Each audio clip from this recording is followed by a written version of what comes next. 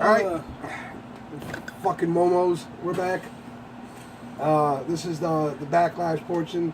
NXT took a little too long because it was a lot. It was very good. A lot to talk about there. Now we roll on to what is the main roster's idea of a pay-per-view. Abortion. And that was WWE Backlash. Abortion. Backlash started off pretty well. Ziggler and Nakamura. Kind of like I predicted they would put on a good show. They're both good workers in the ring, even though Ziggler doesn't get all the credit he deserves. I guess this was like the beginning of a push for Nakamura. Kind of the same way they did in NXT. You know, he got there and he took on Zayn for no other reason than to just take on a solid guy. Yeah. Kind of the same thing on the main roster. I love the fact, the way they built up Nakamura coming into the ring, though. You know what I mean? Like, Ziggler was in the ring. His music stopped. The crowd starts chanting Nakamura. The lights go out. They wait. Like, they're just letting it build and build. And the whole time, the crowd is just continuously fucking chanting Nakamura. Finally, when his music hit, that place went fucking apeshit. I am still yet to see an entrance like his. I've never heard a crowd so get behind an entrance in my life. They go fucking apeshit for that man. Even Triple H said it. I was just surprised that match was to open the show. I was expecting like it to be like later on during the card. The only reason I'm not surprised is because of what Shane McMahon said before heading into WrestleMania. Shane said, if you're not going to be the main event, you want to open the show. Because the first match and the last match are going to be the ones that people remember. That's No one's going to fucking remember what the hell happened in between. In his opinion, if Nakamura was the biggest thing on that card, besides the title match, he was going to make it the first match. That way it was the first thing. Everybody tuned in at that moment to make sure they saw Nakamura. Nobody else gave a shit, you know? So, I didn't have a problem with it being the first match. Sean's probably on. I didn't have a problem with it being the first match. I thought they put on a good show. I'm curious to see where they go with Nakamura now. It was a clean win, you know. Kinshasa, done, over. It was actually two. One on the apron when he was hanging there, Yes. another one when he was standing up in the ring. They don't ever call it the Kinshasa, though, when he does it anywhere else. They only call it that when he's in the ring and hits it. Yep. Because he does. He hits it on the apron. He'll hit it if you're standing outside and he's on the apron running, he'll hit it. But they never call it that. They call it a running knee then. Yeah. But in the ring, it's known as the Kinshasa. that's it. But it's not the same without Corey Graves. No. Kinshasa! Oh, the first time he said it, it was over as hell. I was just like... They did it was over as hell when they did a compilation of it. Dakota. They did a compilation on YouTube of just him saying Kinshasa every time he fucking hit the damn thing. So, yeah, it was a good way to start the night. Definitely. You know, they're going to keep saying they have to put Shinsuke over. The Shinsuke's over, dude.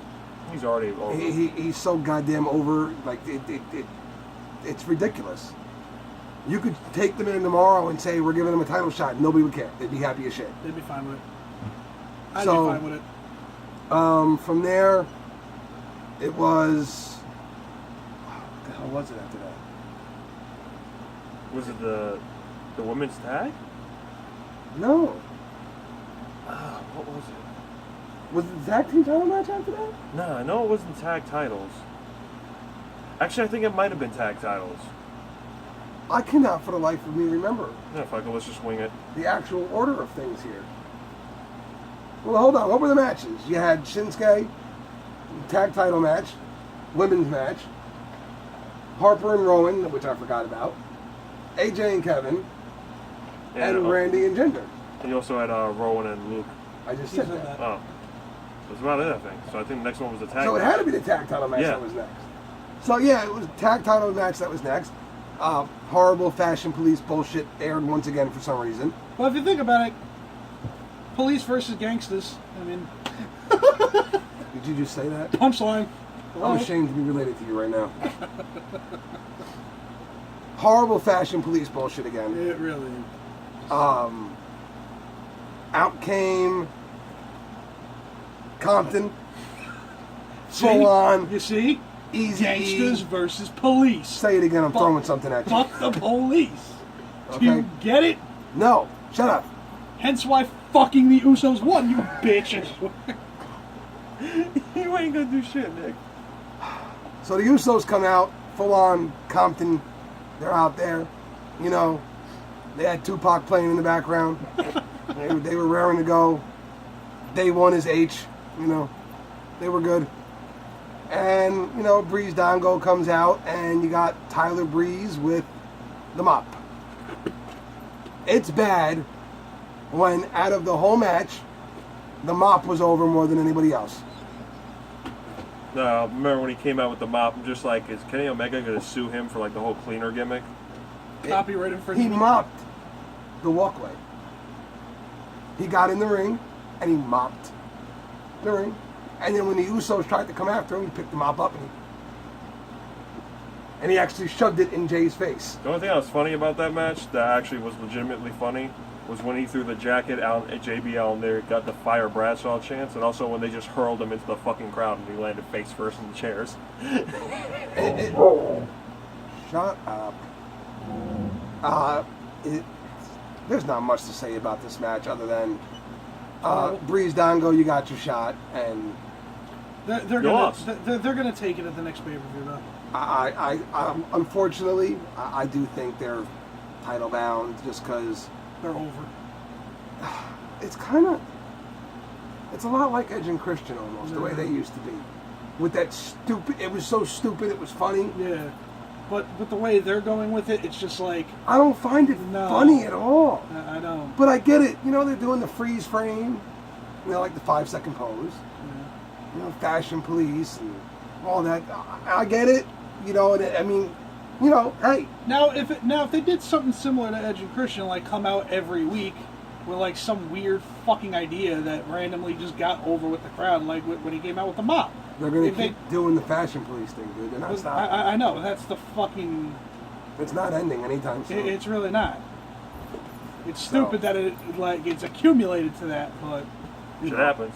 I don't like it. I don't like the gimmick. I know a lot of the fans do. And hey, man, to each his own, man. If you're getting entertained by this, have at it. But I just, personally, I don't care for them at all. Then again, I'm not really big on the Usos' new gimmick either, so... But hey, Compton's in the house. 12 days. Your daddy wore a thong. 12 days.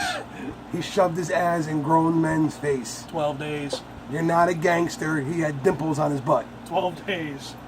And when he took it off, he had Hershey squirts. 12 days. So, from there... It was the women's tag, right? It was the atrocity that was the women's tag match. The only thing I liked about that match was Becky Lynch's attire. She Becky looked Lynch. so damn fine. Becky Lynch looked good. Except at the end where she tapped out and it made her look so... Horrible. So weak. And I was literally... Horrible ending. Contemplating shooting myself in the face with honestly, a sawed-off shotgun. if that team was going to lose, that was the only way for them to lose, was Becky getting pinned or tapped out. You're not going to have Charlotte lose to any one of those three. Well, it's not the fact that she was the one who was involved in the decision to lose, but it was just the fact that it was tap out versus like a dirty win. Means that this isn't the end of this feud. Yeah, I know. No. It's going to carry over to the next pay-per-view. Nope. That's what makes me sad. So instead of having, again, Charlotte and Naomi, or Charlotte and Becky, or Becky and Naomi, or all three of them in a triple threat, we're going to continue to see the Welcoming Committee against the All-Star team, and somehow the All-Star team keep fucking losing. So that's really all I want to say about that match. I don't understand how you can write any kind of storyline where those girls lose to three girls nobody cares about. That was almost as bad as Alicia Fox beating Sasha.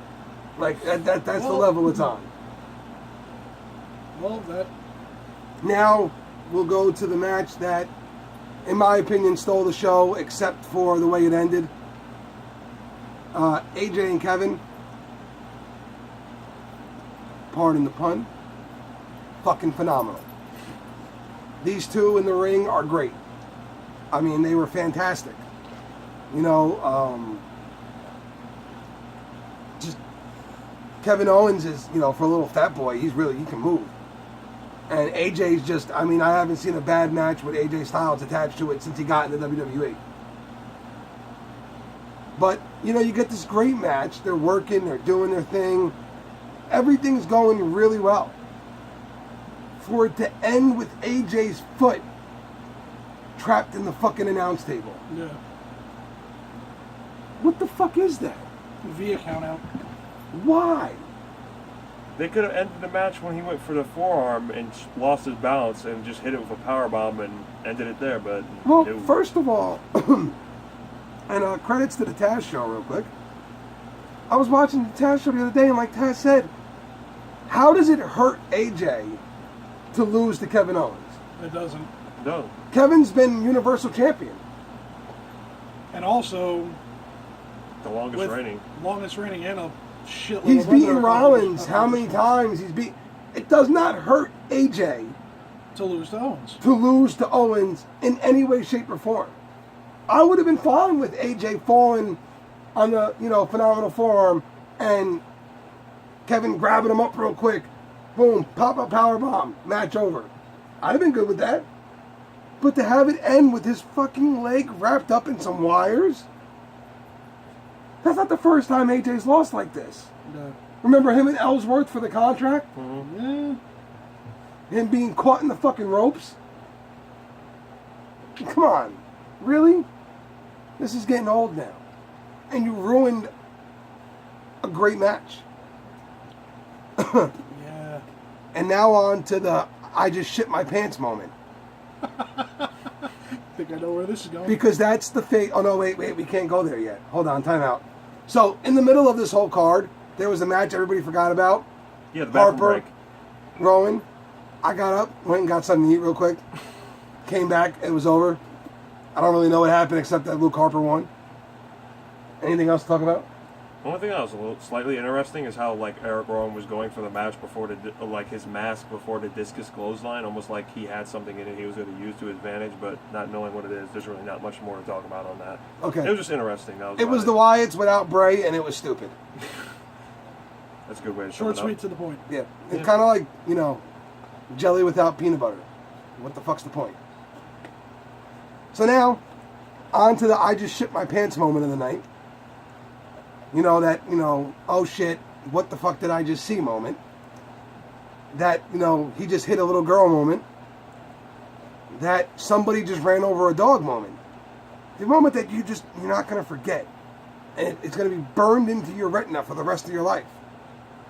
Jinder Mahal. It's like getting a tattoo of a woman or a man on your body and then fucking trying to cover it up, knowing in your mind that it's still there and you still have to deal with it for the rest of your life. Jinder Mahal, who once came out as a member of the three-man band, is now your WWE Heavyweight Champion. Deal with it. Yeah, because we have to. He's air guitaring it all the way to the bank. Him, Slater, they're going to go grab Drew on the way. They're having a jam session tonight. And Drew's going to say, well, fuck you guys, no. Best part of the whole match was when Randy almost killed one of the Singh brothers, though.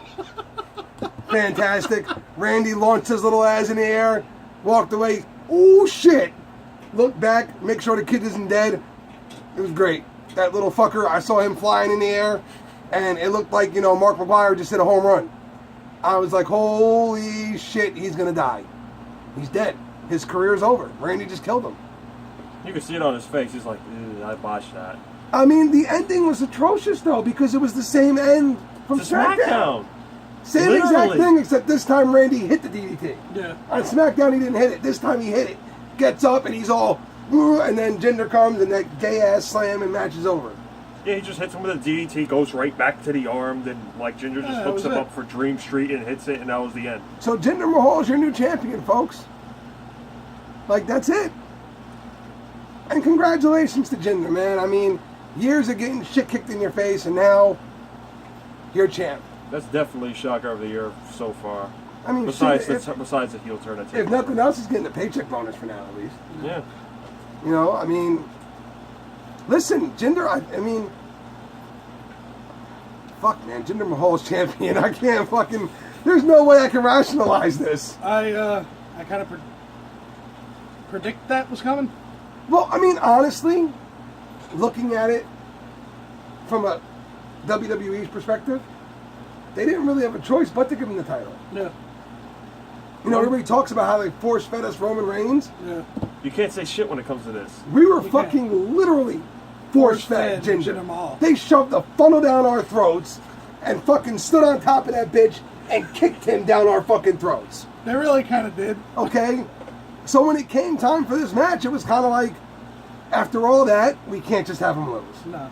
And there were people cheering for him too, Yeah, absolutely. like Why a not? large amount. I mean, he's got a following. There's no doubt about it. And a lot of people are saying it's because because they're going to the Indian tour and they want like an Indian WWE chair. I'm like, that is just more than that. No, It was way more than that. There might be a little more than that, but that was the main push behind this. They are Well, expanding also- into that area, and he's the first ever champion from India.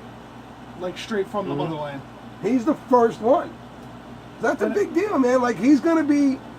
Listen, the rest of his WWE career could be shit. Yeah. He's going to have But that, also- and nobody can take it from him. But also, if you think about it, the man's a solid heel. I think he is. He's He a is. very solid heel. I don't like the three-man band attack. The three-man band attachment is kind of what, now is the whole reason why everyone's kind of cringing. I'm but fucking crazy about it. The man's a solid heel. And he puts on You know pretty what? decent work. I will buy him as a legitimate, as the heel of SmackDown, if he keeps this up for a while. Yeah. You know what I mean? Let him Because- keep this up for a while, and I'll buy it. Because now on SmackDown, the faces kind of run. Because everything. it took Drew Galloway a solid run in TNA for me to forget about the three-man band. Yeah. Now when I look at Drew, I don't sit there and go, you can't be a fucking tough guy, you were in three-man band. Exactly. I look at Drew and go, you did that fucking stupid gimmick, you dumbass. Look at you now. Should have just done this in the beginning. What the fuck's wrong with you? You know? But not McIntyre. Mahal was my pick to win. Same. And for those of you, if you want to have fun predicting things, for those of you guys that are still in the trading cards, if you don't want to go out and buy them, spend shitloads of money and have them sitting there collecting dust, they have apps for this shit, and I have it. The WWE Slam app. It's kind of fun. Of course he does.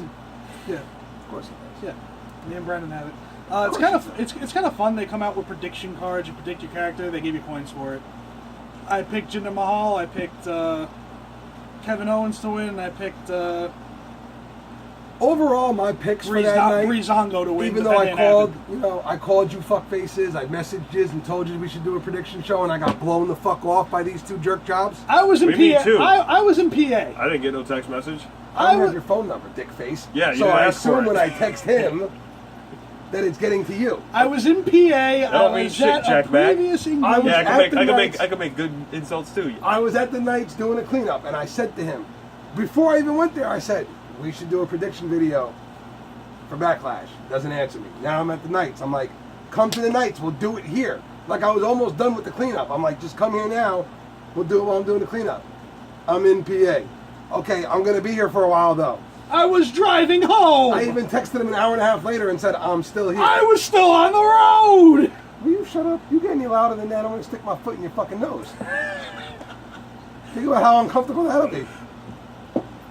You see the angle? Damn. Yeah, that's gonna be a tight That'd be, fit. that'd be kind of weird. So, to close things out here, if you're comparing these two, I guess they were both considered pay-per-views.